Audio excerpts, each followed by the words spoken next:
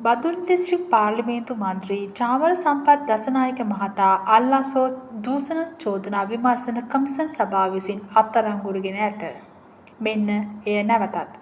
Badulla district පාර්ලිමේන්තු මන්ත්‍රී චාමර සම්පත් දසනායක මහතා අල්ලාසෝ දූෂණ චෝදනා විමර්ශන කමිෂන් සභාව විසින් අත්අඩංගුවට ගෙන ඇත. පහත දැක්වෙන්නේ ඒ පිළිබඳ විස්තරයයි. ඔහුට එරෙහිව ඇති චෝදනා ඔහුගේ ඌව පළාත් සභාවේ මා ඇමති ධූර කාලයේ සිදු දූෂණ චෝදනා සම්බන්ධයෙනි. ඌව පළාත් සභාව සඳහා රාජ්‍ය බැංකු දෙකකින් බිලියන 2.5ක් ලබාගෙන චාමර සම්පත් දසනායක මහතාගේ පදනමේ ගිණුමකට බැර කිරීම. පළාත් සභාව සඳහා රාජ්‍ය බැංකුවකින් ලබාගත් රුපියල් මිලියනයක් මහා ඇමති ලෙස පුද්ගලික බැංකු ශාඛාවෙන් ලබා ගැනීම.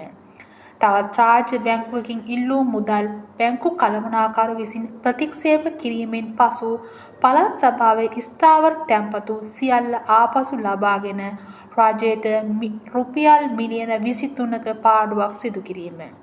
අත්අඩංගුවට ගැනීම. මෙම චෝදනා සම්බන්ධයෙන් ප්‍රකාශයක් ලබා දීම සඳහා අද උදෑසන 9:30ට පමණ අල්ලස් කමිසමට කැඳවූ අතර එහිදී ඔහුව අත්අඩංගුවට ගෙන ඇත. ඔහු කොළඹ ප්‍රධාන මහේස්ත්‍රාත් අධිකරණයට ඉදිරිපත් කිරීමට නියමිත බව වාර්තා වේ. මෙම තොරතුරු ශ්‍රී ලංකාවේ ප්‍රධාන ප්‍රවෘත්ති වෙබ් අඩවි වලින් ලබාගෙන ඇති බව කාරුණිකව සලකන්න. ස්තුතියි.